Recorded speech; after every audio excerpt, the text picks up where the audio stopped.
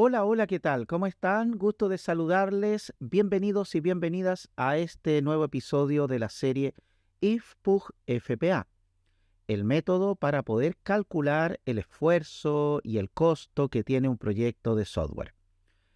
Antes de hacer los cálculos, hemos estado trabajando con áreas relacionadas con temas de eh, cuáles son, digamos, los pasos previos antes de trabajar con los puntos de función.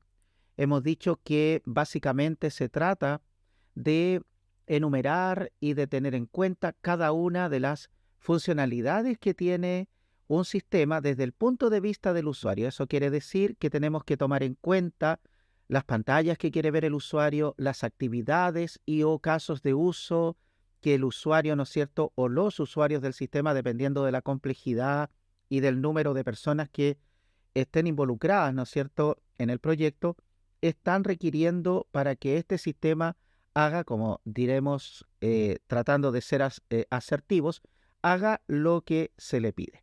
Así que en esta oportunidad vamos a hablar del cálculo del factor de ajuste, ¿ya? El cálculo de factor de ajuste tiene que ver con la definición de la complejidad técnica del sistema. Entonces, nos vamos a referir en términos generales a un proyecto que tiene y que puede tener diversas aristas. Por ejemplo, puede tener pantallas de ingreso de información, pantallas de salida de información, puede tener formularios de búsqueda, por ejemplo, puede tener botones, puede tener un montón de peticiones que afectan de alguna manera, por ejemplo, a la base de datos. Por eso es que entre las cosas que yo recomiendo es que si es que estamos en la etapa de cálculo de un proyecto, especialmente cuando se trata de un emprendimiento independiente, ¿no es cierto?, personal, para solucionar un inconveniente o un problema que tiene nuestro cliente, nosotros deberíamos tratar de hacer a partir de una lista de actores, de objetos y conceptos de un modelo de negocio, tratar de construir la base o el modelo de datos. Si quieres aprender cómo se construye un modelo de datos, yo te invito para que ingreses a mi canal, Segundo Galdames, y entres en la serie Modelamiento de Bases de Datos. Está en modo de lista de reproducción y también está en modo podcast. Así que está todo, y si aún quieres ir paso a paso con algún grado de organización, puedes entrar a mi sitio web, profesorgaldames.cl, ingresas al curso Modelamiento de Base de Datos, todos los videos están separados allí por secciones, y entonces tú puedes lograr aprender a modelar bases de datos desde cero, para luego, ¿no es cierto?, meterse acá en IFPUG FPA y eventualmente poder calcular los proyectos. Aún estamos en la fase de definición de las etapas, el paso número 3, ¿no es cierto?, porque el paso número 1 era la planificación del conteo, el paso número 2 era recoger información importante para el sistema, y luego en el paso 3 necesitamos calcular el factor de ajuste. Bien, vamos con ello. Decíamos, ¿no es cierto?, que el factor de ajuste es el cálculo en realidad de la complejidad del sistema desde el punto de vista técnico. Y debería, según este manual, calcularse ojalá en las primeras etapas, para luego ir ajustándolo a medida que van enumerándose, listándose o inventariándose los diversos requerimientos que se traducen en funcionalidades del sistema. Entonces, a medida que vamos obteniendo más información, mejor debería comportarse este factor. Son 14 las características que definen el factor de ajuste y que lo que buscan es corregir a la baja, ¿no es cierto?, cualquier desviación, porque podríamos tener nosotros la lista de funcionalidades completas del sistema y calcular un factor de ajuste, o mejor dicho, calcular el valor de los puntos de función sin ajustar y no tener en cuenta la complejidad. ¿ya? Los sistemas pueden ser pequeños, pueden ser medianos o grandes, pero no necesariamente el tamaño de un sistema tiene que ver con la complejidad, porque puede ocurrir que un pequeño sistema sea más complejo que un gran sistema. Estamos tratando ahí de marcar la diferencia para que ustedes no confundan una cosa con la otra, ¿ya? ¿Por qué? Porque en general los clientes, y hay que decirlo, vienen donde el desarrollador o el equipo de desarrolladores pensando que su proyecto es sencillo, ¿ya? Es pequeño o muy poco, son cositas pocas, ¿no es cierto? Y lo que busca el cliente, y con razón, es que el proyecto no le cobren caro, ¿no es cierto? Sino que eh, se supone que el cliente busca algún grado de un valor, ¿no es cierto?, que él estima que es aproximado, ¿no es cierto?, a la complejidad que él ve como importante. Pero esto es lo mismo que cuando tú vas al médico. Tú puedes sentirte muy enfermo o totalmente sano, y sin embargo, estar muy enfermo no quiere decir que tengas una enfermedad terminal, y estar sano no quiere decir que no tengas una enfermedad. ¿Quién determina eso? Bueno, el médico, él manda a hacer los exámenes. Esto es muy parecido. Es decir, no es lo que dice el cliente que es importante que nosotros lo tomemos en cuenta, sino que es que nosotros definamos cuál es el nivel de complejidad a partir del uso de herramientas técnicas que nos permitan llegar a conclusiones semejantes quizás o muy diversas, digo, con relación a lo que el cliente está diciendo y pidiendo, ¿ya? Bueno, entonces, em, al evaluar, ¿no es cierto?, cada grupo ¿no es cierto?, de complejidad, uno puede, como dice acá, entreverse o puede ver una cierta subjetividad, ¿no es cierto? Por ejemplo, cuando un grupo GSC o un grupo de complejidad de software es esencial para el sistema, ¿cuándo puede decirse que su importancia es solo incidental? Por eso es que el método IFPUG-FPA trata de definir con mayor detalle los elementos que necesitamos tener para definir ese grado de complejidad. Y entonces, cuando el grupo de complejidad, ¿no es cierto?, está frente a nosotros, podemos evaluarlo de 0 a 5. 0 cuando no tiene influencia y 5 cuando es absolutamente esencial para el sistema. Entonces, esto se calcula, después lo vamos a ver con más detalle, a través de una fórmula de valor de factor de ajuste, donde multiplicamos 0.65 más 0.1 multiplicado por la suma de todas las funcionalidades que tiene el sistema, ¿ya? Y finalmente eso es lo que nos va a permitir a nosotros definir cuánto tiempo y cuánto valor es el que hay que cobrar por el proyecto, o cuál es el valor monetario que tiene el proyecto en función de todos estos indicadores, ¿ya? Más adelante vamos a ver muchas más cositas, pero aquí tenemos el factor de ajuste. Yo voy a mirar acá para que ustedes conozcan la tabla que determina el nivel de influencia. Por ejemplo, son 14 elementos y el primero tiene que ver con la comunicación de datos. Obviamente que esto tiene que ver con las funcionalidades que tenemos, pero acá, por ejemplo, en comunicación se refiere a los datos, ¿no es cierto?, o información que nosotros vamos a enviar y recibir a través de la aplicación. ¿Cuáles son los recursos de comunicación que va a tener el sistema? Por ejemplo, si tenemos una aplicación cuyo contenido o cuya información viaja a través de un archivo BAT, que es un archivo de texto, ¿no es cierto?, especial, entonces no tendría ningún grado de influencia la comunicación.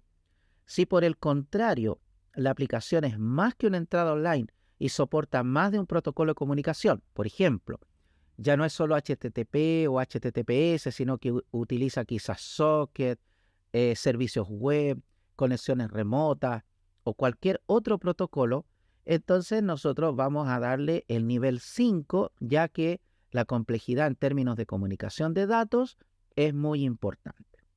Después tenemos el procesamiento distribuido como segundo elemento, en donde medimos cuáles son los elementos podríamos decir, de hardware que son necesarios para que el sistema funcione, ¿ya? Si, por ejemplo, no hay una transferencia de datos muy abultada, ¿no es cierto? Y los procesadores son lo suficientemente óptimos para trabajar, diremos que el procesamiento distribuido o la necesidad de procesamiento distribuido no tiene influencia en el proyecto. Pero si por el contrario las funciones de procesamiento son dinámicamente ejecutadas en el equipamiento más adecuado, es decir, que necesitamos un equipamiento específico con ciertas características que soporten todo el tránsito de datos de un lugar a otro, entonces diremos que el nivel de influencia es el máximo. Después tenemos la performance, que también tiene que ver cómo el sistema se comporta en función del proyecto, del desarrollo, de la implementación y del soporte de la aplicación.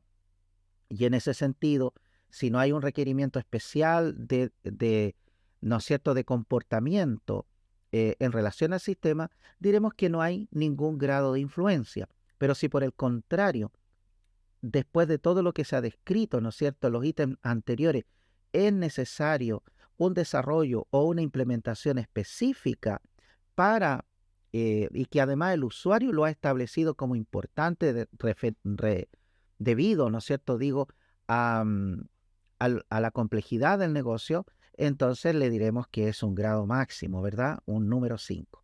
Y así, la configuración del equipamiento que necesitamos para el sistema.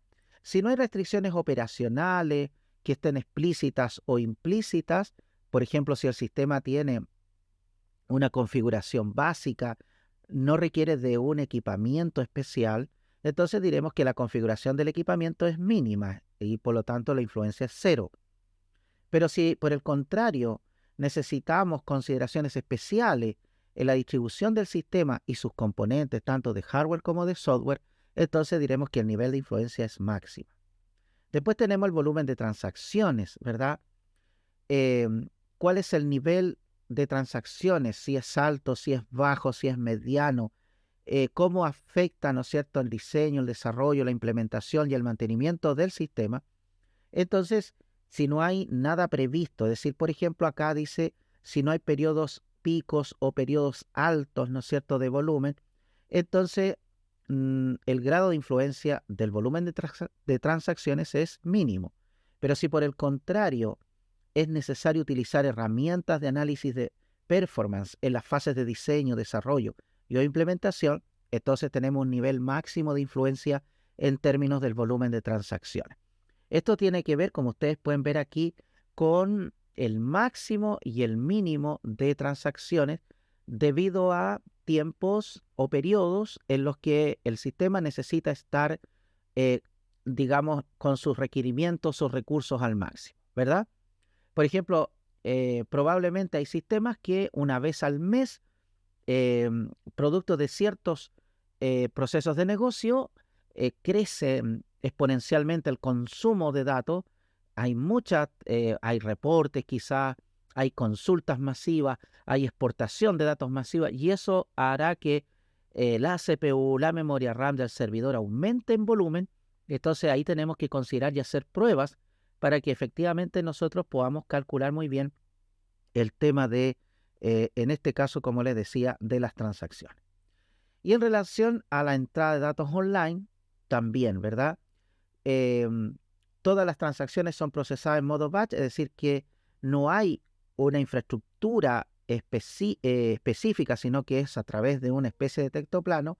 Entonces probablemente no hay entradas online, ¿no es cierto? Tenemos un cero nivel. Entonces, si en la entrada de datos online necesitamos más del 30% de las transacciones, significa que el nivel de influencia, ¿no es cierto?, en relación a las entradas de datos online es muy alta y deberíamos, ¿no es cierto?, aplicar el nivel 5 de influencia.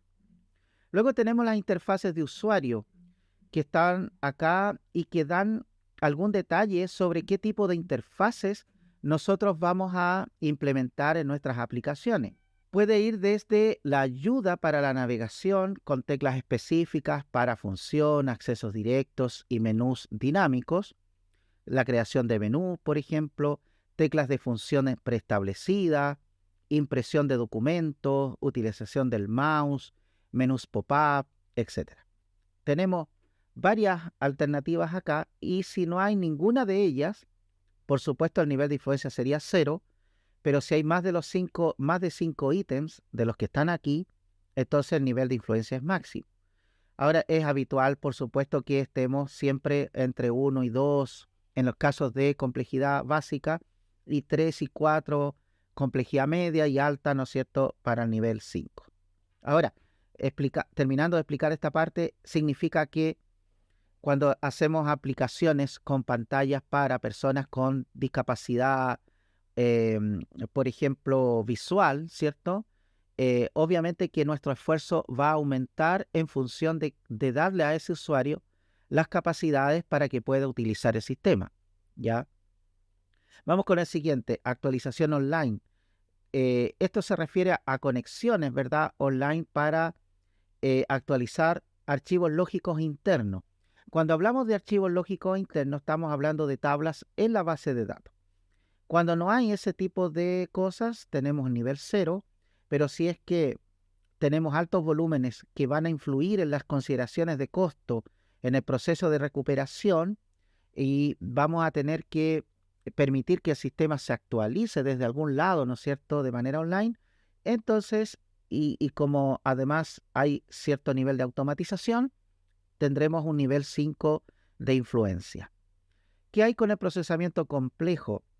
¿Cuáles son las características? Por ejemplo, procesamiento especial de auditoría y o procesamiento especial de seguridad, procesamiento lógico extensivo, procesamiento matemático extensivo, gran cantidad de procesamiento de excepciones, resultando en transacciones incompletas que deben ser procesadas nuevamente, etc. Procesamiento complejo para manipular múltiples posibilidades de entrada y salida, es decir, cualquiera de estas podría ser parte para la evaluación.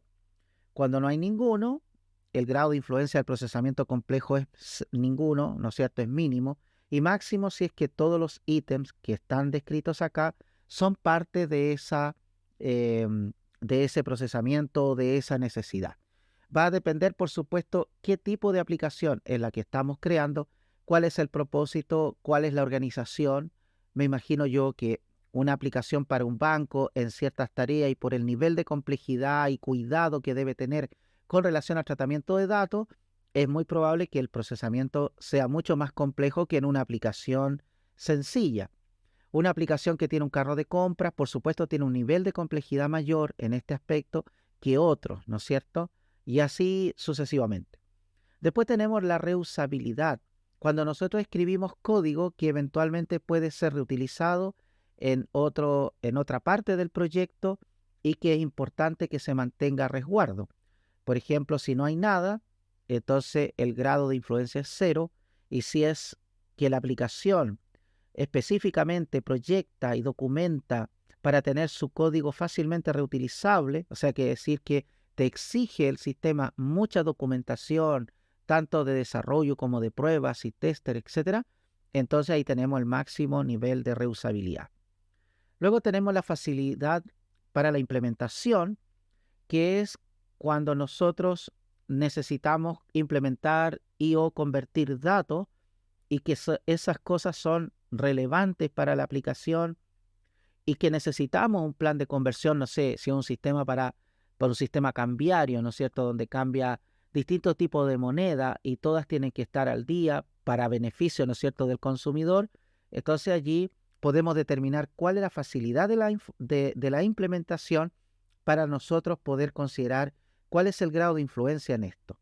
Si no hay ninguna consideración especial, ¿cierto?, establecida por el usuario, no hay un procesamiento especial necesario en la implementación, es decir, que los datos entran, se guardan y salen tal como se calcularon, entonces es 0 el grado de influencia. Pero si por el contrario necesitamos al menos 3 ítems, ¿no es cierto?, y además convertir de manera automática, aquí los ítems están dados, ¿no es cierto?, y además del ítem 3 necesitamos conversión automática y herramientas de implementación, entonces necesitamos establecer que el sistema esté en nivel máximo de influencia. Luego tenemos la número 12, que es la facilidad de operación. Y en este caso, nosotros queremos saber cuál es la facilidad de operación como una característica del sistema. Todos los sistemas deben ser fáciles de operar, pero la facilidad de operación no tiene que ver solo con un deseo del usuario, sino también con el uso de herramientas que favorezcan eso. Por ejemplo, si usas un lector de código de barra para no estar digitando el código de un producto, por supuesto, eso es un grado de facilidad de operación que tiene que ver con el uso de elementos. Bueno, acá se mencionan cintas magnéticas, papel, intervención del operador y otros, ¿verdad? Si no se necesita nada de eso, el nivel de influencia de la facilidad es cero. Pero si la aplicación ha sido diseñada para trabajar sin un operador, es decir, automático, ¿verdad? Ninguna intervención de persona para operar el sistema, salvo ejecutar y cerrar la aplicación, entonces aquí el nivel de influencia es máximo. Después tenemos las múltiples locales, que es cuando nosotros diseñamos y mantenemos sistemas que necesitan ser instalados en diversos entornos para diversas organizaciones y cada una de ellas utiliza una instancia de ese sistema. Por ejemplo, múltiples servidores y todo eso. Cero, si es que los requerimientos del usuario no consideran la necesidad de instalación en más de un local. Estamos hablando de sistemas que pueden ser como puntos de venta instalados, ¿no es cierto?, en cada local. Las aplicaciones web tienden a no utilizar multi-instalaciones, pero de todas formas a veces requiere de muchos servidores. Por ejemplo, bases de datos, servidores de aplicaciones, servidores de almacenamiento, etc. Entonces, cero si es que no necesitamos nada de eso. Y 5, si es que hay un plan documentado de mantenimiento para soportar que la aplicación esté operativa en múltiples lugares, ¿no es cierto?, dependiendo de la necesidad del sistema, ¿ya? Después tenemos la facilidad de cambio, que tiene que ver con una especificación que esté diseñada con vistas para facilitar el mantenimiento. Por ejemplo, que estén disponibles facilidades como consultas e informes flexibles para atender necesidades simples, o estén disponibles facilidades como consultas e informes flexibles para atender necesidades de complejidad media, y así sucesivamente, datos de control ingresados de manera online, ¿ya? Y entonces, si estamos en el nivel 0, quiere decir que no hay necesidad de integrar algunos de estos ítems y el grado de influencia de la facilidad de cambio es 0, ninguna. Pero en cambio, si al menos tenemos que considerar todos los ítems que aquí están descritos, es decir, que hay informes pero que son importantes, que hay que hacerlos online o que hay que implementar ciertos procesos y procedimientos, entonces el nivel de influencia es 0, ¿ya? Entonces, aquí nosotros tenemos esta tabla que en su momento, más adelante, cuando estemos ya en fases importantes del proyecto, lo vamos a ejemplificar con un desarrollo específico, con unas características, y vamos a definir esas 14 características que nosotros conocemos como tabla de cálculo del factor de ajuste. ¿Vale? Así que esto es súper importante porque, como ya dijimos, mide el grado de complejidad del sistema que se está proveyendo para el uso de un usuario u organización. Bien, ¿qué vamos a ver en el próximo video que esté referido, por supuesto, a este método IFPUG-FPA? Vamos a conocer el inventario de las transacciones lógicas y ficheros lógicos. En otras palabras, vamos a trabajar con las entradas externas. Aquí tenemos una tablita que ya vamos a conocer mejor, con las salidas externas, con las consultas, con los ficheros lógicos internos y los ficheros lógicos externos, que nos van a permitir avanzar en nuestra comprensión del cálculo para un proyecto de software. Una vez más, muchas gracias por tu apoyo, por tus likes, por suscribirse a este canal. No olvides que esta información está en mi canal en Segundo Galdames, pero también está en profesorgaldames.cl. ahí tenemos algunos cursos de entre los que está, por supuesto, IFPUG FPA. Si quieres aprender a desarrollar una aplicación web, también tengo allí un curso que está basado en un proyecto que se llama Ensayo Web, y también está el curso de modelamiento de base de datos que te recomiendo de todas maneras sigas para que puedas, digamos, entender cada vez mejor esta otra herramienta que al complementarse te va a ayudar a calcular de manera óptima los costos y también los tiempos que requieres para el desarrollo de tu aplicación. Que estés súper bien, muchas gracias por todo y nos vemos en el próximo video. Chao, chao.